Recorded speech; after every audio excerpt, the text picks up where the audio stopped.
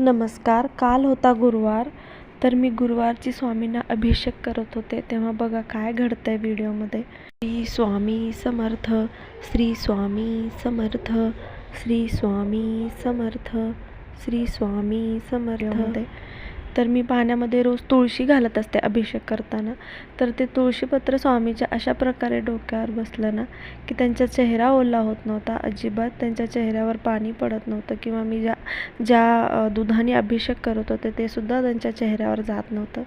तर इथे बघा, स्वामींना जशी सेवा करून घ्यायची असते ना, तर स्वामी ते स्वतः करून घेतात. आम्ही याच्या पुढे कोणीही नाही.